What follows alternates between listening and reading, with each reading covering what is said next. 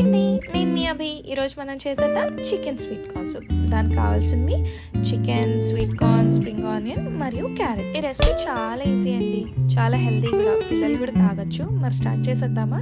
ఒక గిన్నె తీసుకొని ఇప్పుడు చెప్పినవన్నీ కూడా అందులో వేసేసి మూత పెట్టేసేయండి. మీరు కావాలంటే వేరే వెజిటేబుల్స్ కూడా వేసుకోవచ్చండి, అంటే బీన్స్, క్యాబేజ్, కాలీఫ్లవర్, మష్రూమ్ ఇవి వేస్తే కూడా చాలా బాగుంటుందండి. సూప్ హెల్తీగా కూడా ఉంటుంది. అండ్ చికెన్ స్పెషల్గా బోన్తో ఉంటూనే చాలా బాగుంటుంది. అండ్ వెజిటేరియన్స్ బాధపడకండి, వెజిటేరియన్స్ కూడా ఈ సూప్ సేమ్ రెసిపీ ఫాలో అయిపోవచ్చు చికెన్ లేకుండా. సూప్ కోల్డ్ అండ్ కాఫ్ ఉన్నప్పుడు తాగితే చాలా హాయిగా ఉంటుంది. మా హస్బెండ్కి నిన్న కోల్డ్ అండ్ కాఫ్ ఉందన్నమాట. అప్పుడు తాగితే లిటరలీ చాలా బాగుందన్నారు. అండ్ చెప్పకూడదు కానీ 3 cups తాగేశారండి. ఐ గెస్ మీ ఫ్యామిలీకి కూడా నచ్చుతుంది, డెఫినెట్గా ట్రై చేయండి. మరి మన సూప్ ఉడికిందా లేదా చూసుకుందాం. చికెన్ అది చూస్తుంటే చక్కగా ఉడికిపోయినట్టుంది. సో దాన్ని సెపరేట్గా ఒక బౌల్లో తీసేసుకొని చిన్న చిన్న ముక్కలుగా చేసేసుకుంటే సూప్ తాగేటప్పుడు మధ్య మధ్యలో వచ్చినప్పుడు చాలా బాగుంటుంది. సో నేనైతే చిన్న చిన్న ముక్కలు తీసుకున్నాను.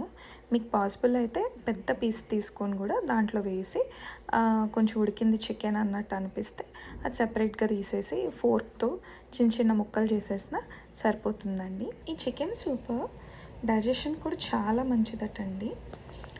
అండ్ ఇలా నేను చూపిస్తున్నట్టు చిన్న చిన్న ముక్కలు చేత్తో కూడా చేసేసుకోవచ్చు అన్నమాట. చాలా ఈజీ, అసలు ఇబ్బందే లేదు. ఆ తర్వాత ఈ చికెన్ అంతటిని ఆ ఉడుకుతున్న మన సూప్లో మళ్ళీ వేసేసుకోవాలి. ఇప్పుడు మన సూప్ని కొంచెం చిక్కగా చేసుకోవాలి. సో ఆ చిక్కగా చేసుకోవడానికి కార్న్ఫ్లోర్ కానీ కార్న్ స్టార్చ్ కానీ యూస్ చేసుకోవచ్చు.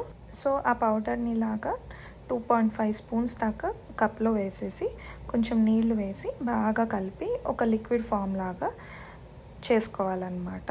ఆ తర్వాత అది మన సూప్లో కలిపేసేటట్టు ఈజీగా ఉండేలాగా ఇంకొంచెం నీళ్ళలా కలుపుకున్నా ఇబ్బంది లేదు. ఆ తర్వాత 2 egg whites, ఎగ్ ఎల్లో కూడా వేసుకోవచ్చు కావాలి అనుకుంటే, కానీ మనకు కొంచెం నీసు వాసన వస్తుంది అనమాట సూప్లో.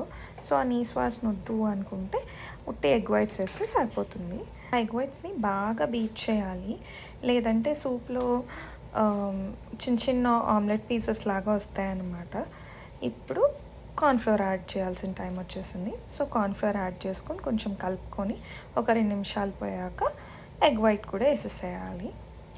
ఆ తర్వాత మళ్ళీ ఇంకో 2 నిమిషాలు పోయిన తర్వాత మనకి తగిన సాల్ట్ మరియు పెప్పర్ వేసుకుంటే కొంచెం ఘాటుగా తినడానికి చాలా బాగుంటుంది. సో ఆ 2 యాడ్ చేసేస్తే ఇంకా అయిపోయిందండి, మన సూప్ రెడీ. ఇంకొప్పుడు మనం ఇదంతా ఒక సర్వింగ్ బౌల్లోకి తీసేసుకొని దాంట్లో స్ప్రింగ్ ఆనియన్స్ వేసుకొని సర్వ్ చేసేసుకోవడమే. మరి మీకు ఈ వీడియో నచ్చితే డెఫినెట్గా లైక్ చేయండి, షేర్ చేయండి, ఫాలో చేయండి మరియు సబ్స్క్రైబ్ కూడా చేయండి. సర్వే జన సుఖినో భవంతు.